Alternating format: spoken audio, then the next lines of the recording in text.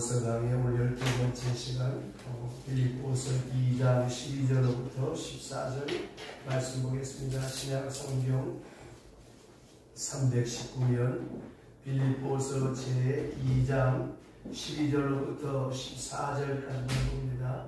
함께 소리를 모아서 공독하겠습니다. 그러므로 나의 사랑하는 자들아, 너희가 나 있을 때뿐 아니라 더욱 지금 나 없을 때에도 항상 걱정하여 두렵고 떨림으로 너희 구원을 이루라. 너희 안에 행하시는 하나님이시니 자기 기쁘신 뜻을 위하여 너희에게 소원을 두고 행하게 하시나니 모든 일을 원망과 시비가 없이 하라. 아멘. 지난 시간에 하나님의 원리에 대해서 함께 말씀을 나누었습니다.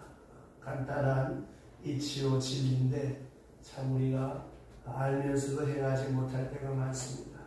이 겸손할 때만이 하나가 될 수가 있죠. 그런데 겸손을 우리가 어떻게 행할 수 있느냐, 참 이 경험해 보셔서 아시겠지만 세상에 어려운 일이 많지만 자기가 자기를 다스리는 일만큼 어려운 일이 없습니다. 특별히 그 중에 이 겸손이라고 하는 것은 모든 복을, 모든 은총을 받는 그런 그릇이 바로 이 겸손이요, 모든 은혜의 근본이 바로 겸손입니다. 그래서 겸손해 보지 못한 사람은 이 겸손하기가 참 힘듭니다. 인간관계가 성그런 사람 간단하지요. 까칠한 사람이 됐기 때문에 내 주변에 사람이 오는 거예요.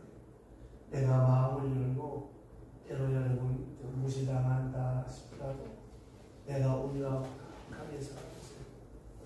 내 주변에 사람이 많고 그래야 하나님이 복을 주십니다. 특별히 여러분 교만한 사람 앞에서 겸손하기가 어렵잖아요. 잘났다고 하는 사람 앞에서 내가 고개 숙이기가 참 어렵습니다. 그럼 이 겸손이 어떻게 가능하냐? 지난 시간에 본 말씀입니다. 너희 안에 이 마음을 품어라. 곧 그리스도 예수의 마음이니라. 예수님 마음을 품다. 그 예수님의 마음이 어떠했습니까?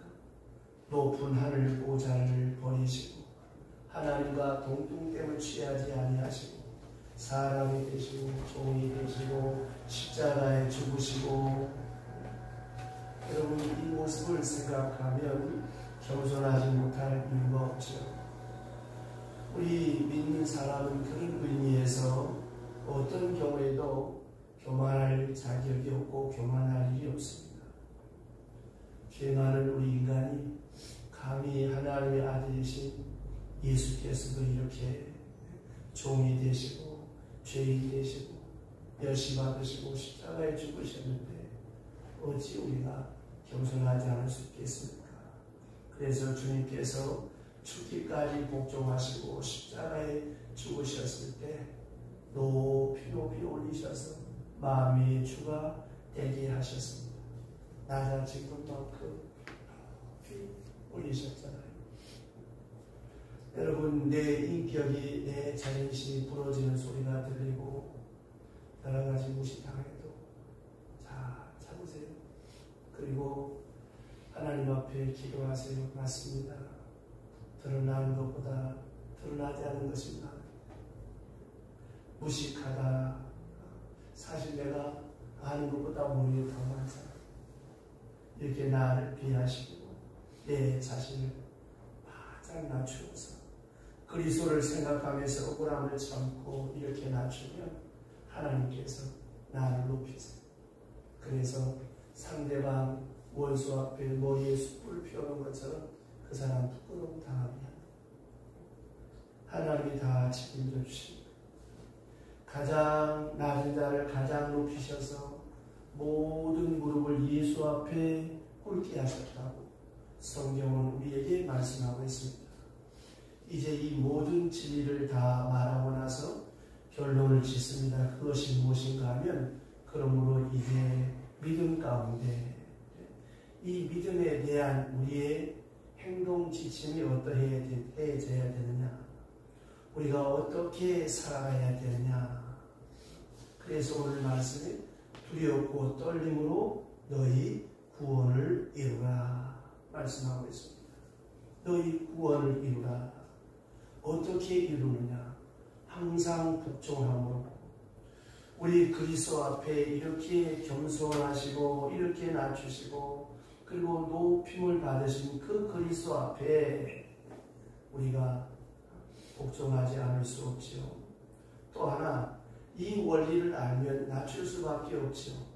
예수님께서 십자가에 죽기까지 복종하셨는데 이제 그리스도 앞에서 우리가 이만한 복종을 못할 이유가 없지 않습니까? 그래서 말입니다. 믿음이 있는 사람, 이 믿음이 뭐예요? 하나님의 아들이신 그분이 하나님 앞에 복종했던 것이죠. 종의 모습으로, 죄인의 모습으로 십자가에 죽은 그 원리를 아는 사람만이 복종할 수 있고 순종할 수가 있고, 그리스도의 복종을 알고 복종한 그 결과를 알면 우리는 복종하는 게 어려운 일이 아니라는 것입니다. 그 낮추신, 그 높으신 그 원리를 이해하는 사람은 이렇게 스스로 자기를 낮추어서 복종할 수가 있는 거예요. 세상에 제일 불행한 사람이 누구냐? 복종의 미덕을 터득하지 못한 사람. 그저 순종하고 복종하면 그저 자기가 죽는 줄 알고 무시당하는 줄 알고 못 참고 부글부글 끓는 사람. 그런 인격 갖고 있는 사람 참 불쌍한 사람. 그러니까 사회생활 제대로 못하는 거예요. 요새 아이들 참 불쌍한 생각이 들어요. 옛날에는 수업 시간에 뭐 다참 두들겨 패고 하는데 요새는 이제 팽개쳐 두는 거예요. 뭐 죽든지 뭐 딴짓하든지. 어느 게 사랑입니까? 어느 게 스승의 사랑이에요? 좁혀야지. 좁혔다고 죄송합니다만 야단을 쳐야지. 그게 인성적으로 집에서 훈련이 된 아이들은 문제가 안 돼. 공부 잘할 수 있어요. 자율적으로. 안 되는 애는 때려서 가르쳐야 돼. 그런 걔들이 언제 후회하냐? 나이 들어서 후회하는 거야. 이런 세상이 되어버리고 말았어. 이런 애들이 사회에 나와서 다른 사람 밑에 가서 일을 못하고 뭐 잔소리하면 대물리고 싸움하려고 그러니까 그 누가 내버려 두겠습니까? 그러니까 결국 이 복종과 순종을 배우지 못한 사람은 사회의 부적격자가 되어버리고 마는 거예요. 이 복종한다는 것, 이게 얼마나 멋있는 일인가. 이 복종이 나를 살리는 것이고 내가 절대로 약해지는 것도 아니고 내가 피곤해지는 것도 아닌데 이걸 터득하지 못한 사람은 참 불쌍한 사람입니다. 그래서 오늘 말씀에 두렵고 떨림으로 너희 구원을 이루라. 이 두려움이라고 하는 게 여러 가지가 있죠. 죄를 지어서 두려워하는 것, 하나님의 진노가 무섭고 심판이 무섭고 저주가 무서워서 그런 두려움도 있습니다. 거기에 비해서 정말 어떤 사람을 여러분이 뜨겁게 사랑해 보셨어요? 사랑하면서 오는 두려움이 있어요. 너무너무 그 사람을 사랑하기 때문에 조심스럽고 두려워. 어느 어머니는 고3 아이를 둔 어머니인데 아이들을 너무너무 사랑해서 아들한테 어느 학교 갈 거냐 물어보지 못한다. 물어보면 그 아이 마음 다칠까 봐. 자식이라고 해서 함부로 말할 수 있는 게 아니잖아요. 물어봐서 인류대학 가라 그러면 못 갈 건데 마음이 괴롭고, 삼류대학 가라 그러면 업신여기인가 참 물어보지 못한다. 이거는 사랑해 본 사랑만이 아닙니다. 그러니까 함부로 말하는 건 사랑이 아니지. 사랑하니까 뭐 그건 착각입니다. 그거는 사랑이 아니에요. 그건 집착이지. 그래서 두려움을, 오늘도 여러분 우리가 교회 나올 때 두려움이 있어요. 어떤 두려움입니까? 혹시나 하나님의 뜻을 어기지 않나? 내가 하나님 앞에 죄송스럽게 되지는 않은가? 하나님의 뜻을 온전히 이루지 못하는 것은 아닌가? 내 마음이, 이 마음이 하나님 앞에 감압되지 못한 것은 아닌가? 하나님 것이 였다는 것이 아닌가? 이 두려운 마음. 이게 사랑이죠. 이게 사랑에서는 두려움입니다. 무슨 벌 받을까봐 저주가 받을까봐 그런 두려움이 아니에요. 그러므로 우리가 이 구원의 문제를 놓고 항상 두려움이 있어야 돼요. 경건함이 있어야 돼요. 예수 믿었으니까 까짓건 이제 천당 갈까 캔서가 세사람 멋대로 살아야 된다. 이거는 도덕무용론에 빠집니다. 이거는 아니에요. 예수 믿어서 구원받는다는 것이 무엇입니까? 우리의 인격 전체가 그리스도화되는 거예요. 내 세계관, 내 가치관, 내 삶의 목적, 내 삶의 양식이 다 예수화되어야 돼요. 어떻게 또 어록집에 보면 공산당 꿈을 꾸어도 공산주의 꿈을 꿔야지 자본주의 꿈을 꿨다 자아 비판하는 거예요. 여러분 어떤 꿈을 꾸십니까? 이런 두렵고 떨림으로 우리의 구원을 이루어가요. 예수 믿고 죄사함 받고 천당 가기까지도 죄 짓고 회개하지. 이거는 하나님 앞에 불경하는 거야. 불경하는 거야. 불경죄입니다. 또 하나 구원은 뭐예요? 마지막 죽어서 하늘나라 가는 거. 그래서 오늘 이 주신 말씀에 보면 두렵고 떨림으로 너희 구원을 이루어가라. 그 다음에 여기 12절 보시면 또 하나 강조하는 것이 무엇인가 하면 12절 보세요. 나 있을 때뿐만이 아니라 더욱 지금 나 없을 때에도. 사도 바울이 있을 때는 아주 열심히 있고 믿음 있고 잘하는 척해요. 근데 사도 바울이 없으니까 또 엉터리로 하는 거예요. 최근 다음에 그런 말씀이 있습니다. 사람 보는 데서 칭찬하는 것은 칭찬이 아니라고. 남 안 보는 데서 칭찬하는 것이 칭찬이요. 고요한 중에 고요한 것은 고요함이 아니다. 소란한 중에 고요한 것이 진정 고요합니다. 그렇습니다. 최근 다음에 말이지만 참 우리에게 많은 것을 생각하는 그런 말입니다. 보세요.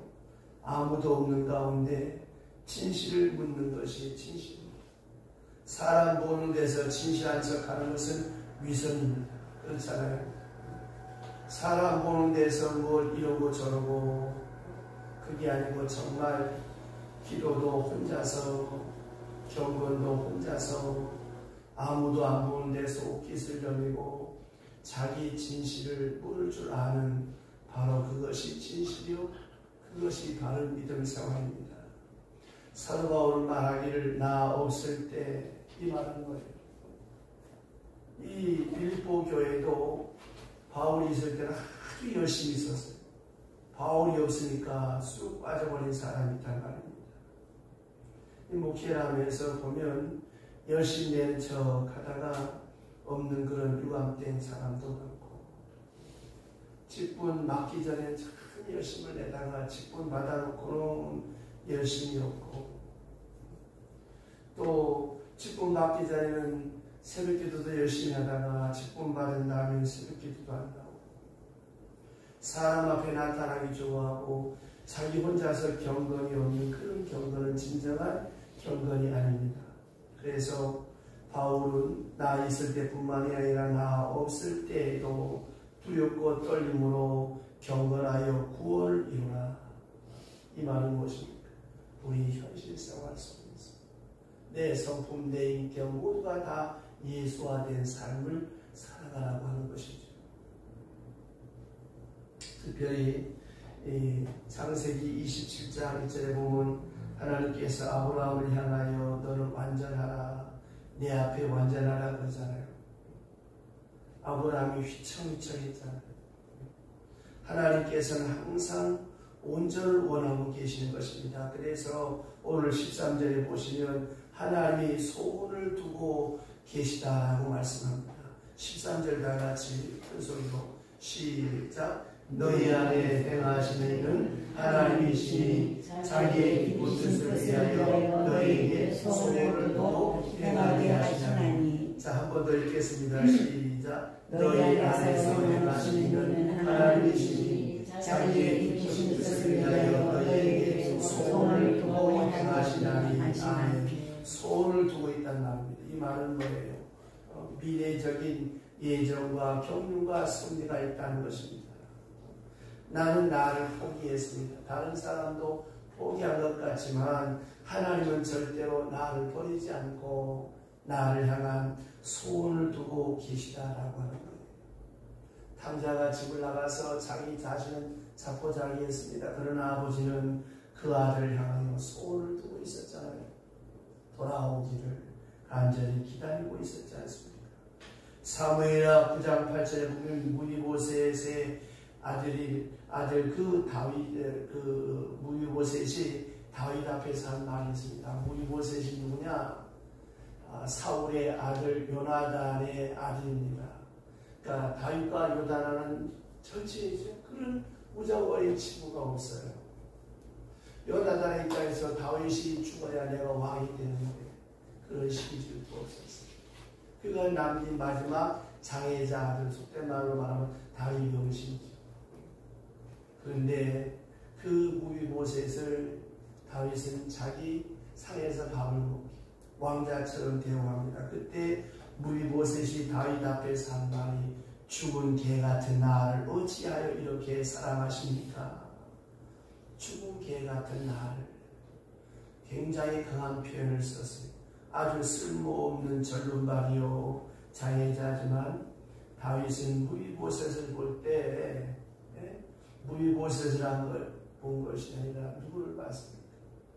사랑하는 자기 친구 요나단을 보았습니다. 요나단의 하나밖에 없는 아들, 하나밖에 살아남지 않은 아들, 자기를 사랑하는 친구 요나단을 보아서 무비보셋을 사랑한 겁니다. 무비보셋이 무슨 자격이 있습니까? 그러나 그를 왕자 중에 하나로 대접하고 평생 왕의 식탁에서 식사하도록 그렇게 명령합니다. 바로 이런 사랑, 이게 하나님의 소원입니다. 우리 자신이 나를 어떻게 보느냐는 중요하지 않습니다. 하나님이 나를 어떻게 보십니다. 마치 무비보셋을 보면서 요나단을 생각했던 다윗처럼 하나님께서 무비보셋처럼 천박한 나지만 하나님이 나를 사랑하고 내게 소원을 두고 계시다라고 하는 말씀입니다. 우리가 하나님 앞에 나가면서 고백할 수 있는 고백 중에 시편에 나타나 있는 다윗의 고백을 보면 이렇게 고백합니다. 하나님이여, 인자가 무엇이간데 주께서 저를 돌보십니까? 내가 무엇인데 하나님 나를 이처럼 사랑하십니까? 시편 8편 4절에 말씀하시는 내가 도대체 무엇입니까? 나는 아무것도 아닌데. 로마서 8장 31절에 보면 그런 말씀이 있습니다. 만일 하나님 우리를 위하시면 누가 우리를 대적하리요? 하나님이 나를 사랑하는데. 하나님이 사랑한다는 그 말이지. 다윗이 절름발이요 장애는 무엇을 사랑한다는데 무슨 할 말이 있겠습니까? 내게 사랑할 자격이 있느냐, 사랑받을 게 있느냐 없느냐, 이거는 다 쓸데없는 소리죠. 그와 같이 하나님이 내게 소원을 두고 행하시는데 하나님이 내게 소원을 두고 있습니다. 자, 여러분, 어린아이가 태어났을 때 그 핏덩어리 어린아이를 보고 거기에 소원을 두잖아요. 이게 뭐예요? 이름을 짓잖아요. 우리 딸 이름을 대죄송합니다만 예진이라고 이름 지을 때 우리 장인께서 밝을 예자 나갈 진자 한문으로 예진이라고 지었고 성경적으로 예수 진리라고 이렇게 지었습니다. 그건 뭐예요? 넌 이렇게 살아라. 거기에다가 소원을 두는 거 아니겠습니까? 완전히 미래지향적인 것입니다. 그런 아이로 키운 이게 바로 하나님의 소원입니다. 하나님의 소원을 두고 행하시는 개인적인 것입니다. 그리고 성경은 말합니다. 너희 안에 행하시는 하나님이시다. 하나님의 섭리, 보이지 않는 하나님의 지혜, 하나님의 오묘하고 신비한 역사가 거기에 들어가 있다라고 하는 것입니다. 하나님은 우리에게 소원을 두고 계세요. 우리가 하나님께 소원을 두는 것이 아니고 내 안에 행하시는 하나님이 계시다라고 하는 것을 밝히 알아야 됩니다. 그 다음에 소원을 두고 행하신다 그랬는데 이 행한다라고 하는 말은 액션입니다. 행동을 말하는 거예요. 그냥 잠자코 하나님께서 소원을 두고 바라만 보고 계시는 것이 아니라 행동하신다는 것입니다. 구체적인 행동을 하신다는 것을 우리가 깊이 생각해야 됩니다. 좀 더 자세히 말씀드리면 하나님이 우리 사람과 같이 그렇게 잘 안 되면 그냥 실망했다고 버리고 또 마음 아파 눈물 흘리고 그런 하나님이 아니라 사랑할 때는 사랑하는 자로 하나님께서 만들어 가십니다. 마틴 루터의 말대로 하나님의 사랑은 대상을 찾아 이것저것 헤매시는 그런 하나님이 아니라 사랑하는 자로, 사랑받을 만한 자로, 복을 받을 만한 자로 하나님이 만들어 가시는 창조적 사랑이라 마틴 루터는 그렇게 고백했습니다. 생각해 보세요. 내가 못하는 거 하나님께서 하게 하십니다. 내가 버리지 못할 때 하나님께서 버리게 하십니다. 내가 사랑하지 못할 때 사랑하도록 만드십니다. 겸손하지 못할 때 하나님께서 겸손하도록 만드십니다. 내가 하나님의 일을 게을리할 때 부지런할 수밖에 없도록 하나님이 만드세요. 내가 기도하지 않을 때 하나님께서 내게 소원이 있다면 나와 있고 기도하는 사람이 되게 하십니다. 거기에 아픔이 있습니다. 유명한 성자 한 사람이 아주 많은 사람이 존경을 받는데 너무 온유하고 너무 겸손한 분이고 높이 높이 존경을 받으니까 제자가 물었습니다. 선생님 어떻게 이렇게 높이 존경받는 사람이 될 수 있었습니까?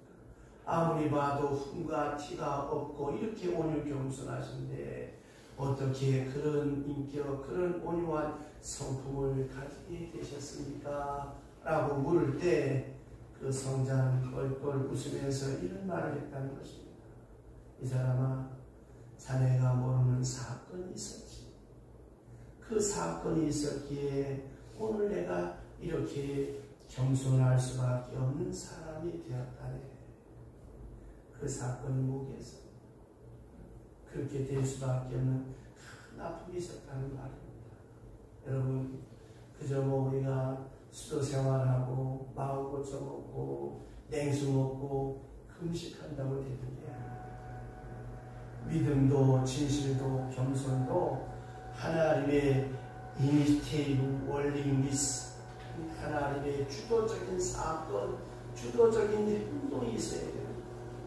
그 결과로, 그 은혜의 결과로 되어지는 것이지 그냥 되어지는 것이 아닙니다.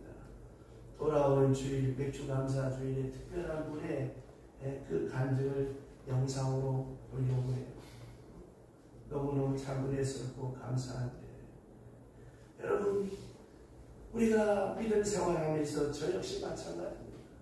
누구에게 이런 에펙티브한 사건이 없으면 온전한 믿음의 사람이 안 돼요. 사람은 다 교만합니다. 내 눈에서 달리똥 같은 눈물이 쏟아지고 무릎을 조아릴 수밖에 없는 사건이 없으면 절대 믿음의 사람이 안 돼요. 맨정신으로 믿음의 사람이 안 됩니다. 하나님이 손을 봐야 됩니다. 그 대표적인 예가 사도 바울 보세요. 사도 바울이 겸손해지기까지, 그 겸손을 얻기까지 그에게 사탄의 사자, 육체의 가시가 있었습니다. 평생 따라다니는 가시, 빼주시지 않는 아픔의 가시, 그게 항상 사도 바울을 찔렀습니다. 그래서 바울이 된 것입니다. 하나님의 소원은 낭만적인 것이 아니라 이건 행동적인 것입니다. 하나님이 한번 소원을 두고 딱 붙들어 놓으면 놓지 않습니다. 절대 놓지 않습니다. 당신이 원하는 사람으로 하나님은 반드시 만들어가는 거예요. 그리고 하나님께서 주도적으로 역사하시고 지속적으로 역사하십니다. 하나님이 한 사람, 진실한 사람 만들고 기도하는 사람을 만들려고 할 때 어떻게 하시는가 보세요. 만일 그 사람이 기도하지 않으면 기도하도록, 기도하고 무릎을 꿇게끔 만듭니다. 반드시. 그렇기 때문에 여러분 일찌감치 정신 차리고 하나님의 눈치를 볼 줄 알아야 돼요. 하나님이 벌써 아이고 안 눕는구나 하면 따라갈 것이지, 그걸 멀리서 따라가면 결국 얻어맞을 수밖에 없는 거 아니겠습니까? 한 번 맞으면 됐지 이걸 두 번, 세 번 맞으면 미련한 사람도 있습니다. 그래서 하나님의 눈치를 볼 줄 알아야 돼요. 하나님이 나를 어디로 인도하십니까? 하나님의 소원이 무엇인가? 그것이 참 중요합니다. 그리고 오늘 성경은 다시 내게 귀중한 말씀을 주십니다. 그리고 그 귀한 역사를 우리가 알았으면 하나님의 구원의 역사가 있고 하나님이 내게 향한 소원이 있고 그 소원은 반드시 이루겠다고 하시는데, 그렇다면 여기서 해야 할 일이 무엇이겠습니까? 14절 보세요.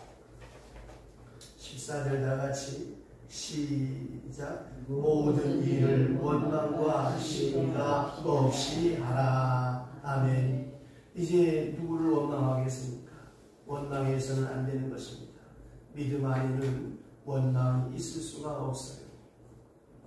하나님의 소원을 아는 사람, 시시한 일 가지고 원망하는 게 아닙니다. 원망하기 시작하면 결국 하나님까지 원망이 올라가는 거예요. 이 원망은 에스컬레이팅을 하기 마련입니다.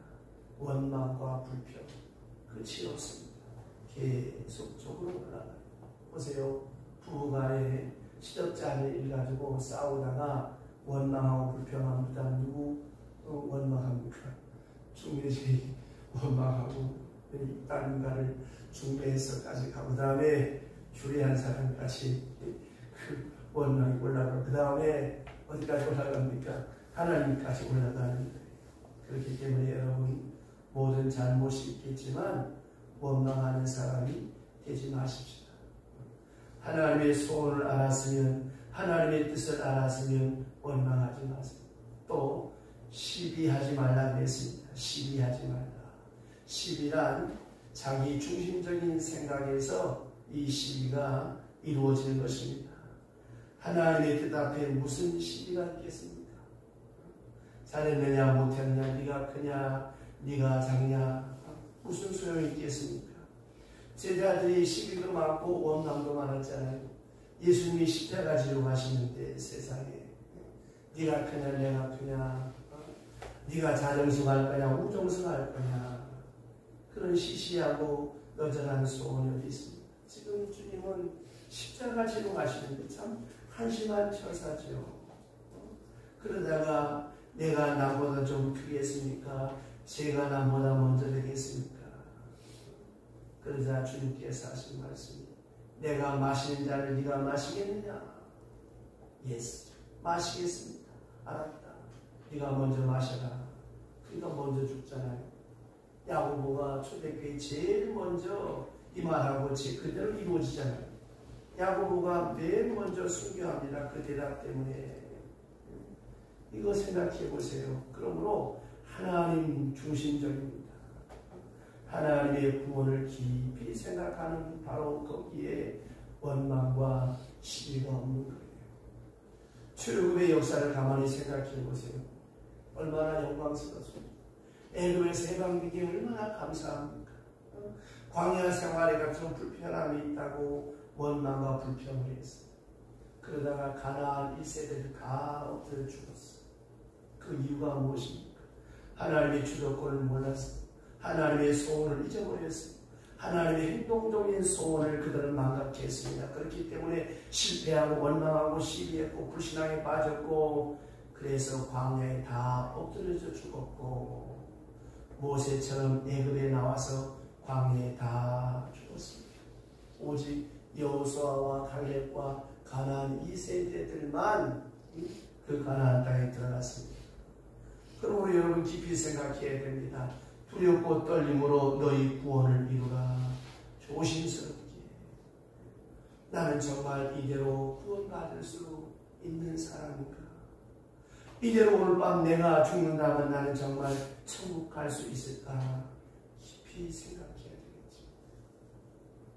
이대로 안 된다고 생각이 된다면 바로 그 자리에서 고쳐야죠. 내일로 미루지 말고.